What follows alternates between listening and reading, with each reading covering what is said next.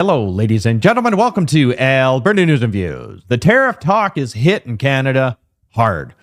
Doug Ford says that he will cut the power to the United States with a smile on his face if things get out of hand and Ontario is directly under attack by Donald Trump. I got a bunch of other news I'm going to show you. Listen to this, though. Listen to what Doug Ford has to say. It's nuts. It's crazy. It's cray-cray. When it comes to that Starlink deal, so there's a lot of questions about, when you're willing to pull the trigger or not. So just to clarify, if there are no tariffs, you're not going to cancel the Starlink deal, but only if there are tariffs you would. But what level of tariffs would you pull that trigger? Well, first of all, thanks again, Colin, for that question. Folks, I don't want to start the tariff war. We want to win the tariff war. But let's see what President Trump says. He changes his mind every single day. But let me be very clear. I talk to more Americans than pretty well anyone in Canada.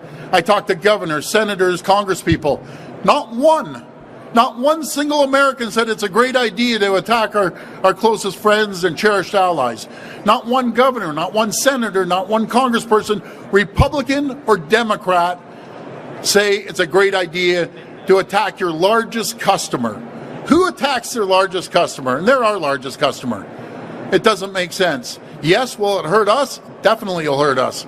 Will it hurt the Americans? It will definitely hurt the Americans. A tariff on Canada is a tax on Americans. And I'm going to repeat that on NBC, CNN, Fox News, CNBC. I'm going to be hammering the airwaves to get that message to the Americans. They're going to get hurt. It's the wrong decision. Premier Jeff Gray, Globe and Mail. I want to just make sure I'm taking you up on that slimming down. I'm trying to lose some weight. The media is slimming down. I've been trying to do that for 7 years. We should work out together. Okay. I want to get to energy. One of the things you may do very quickly if there are tariffs is either put a tax on energy or actually cut off energy exports to the United States. Can you clarify where those plans are at? What kind of surtax are you talking about? Well, we're going to have every option. We're going to use every tool in our toolbox. And I appreciate the question, but if they want to try to annihilate Ontario, I will do everything, including cut off their energy, with a smile on my face. And I'm encouraging every other province to do the same. Quebec, Manitoba, BC, we all have to act in unison. Out east, they rely on our energy. They need to feel the pain. They want to come at us hard. We're going to come back twice as hard. But I apologize. I said I'd call.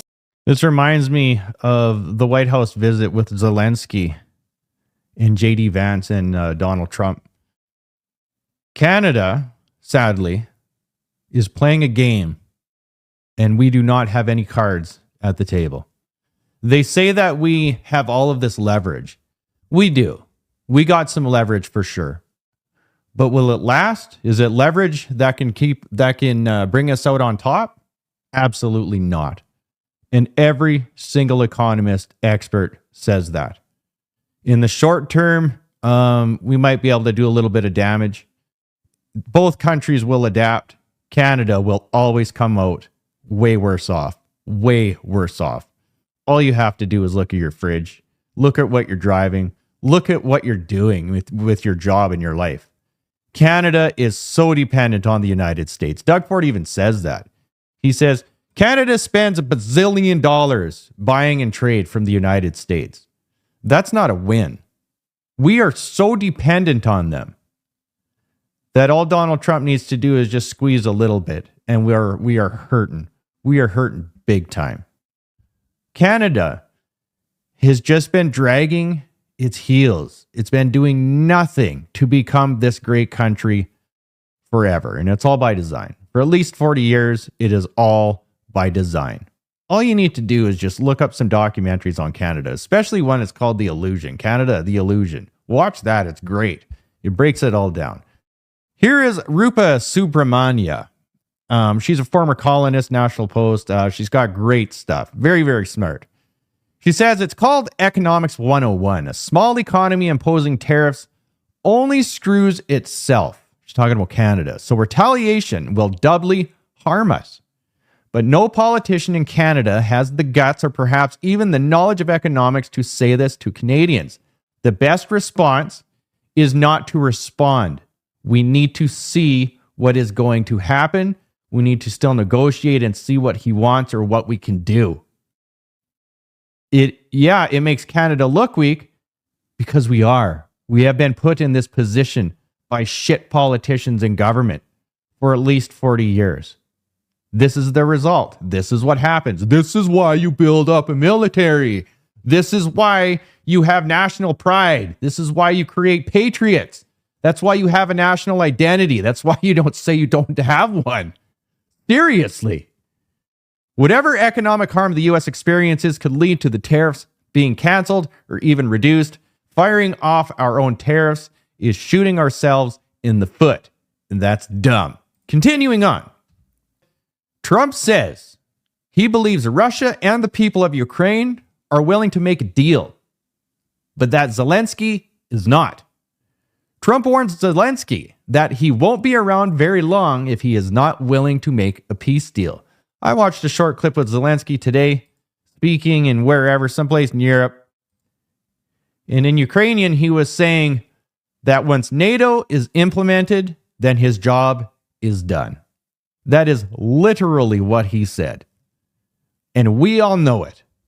We all know the reason why the Ukraine is the way it is, because he wants to implement the NATO industrial complex.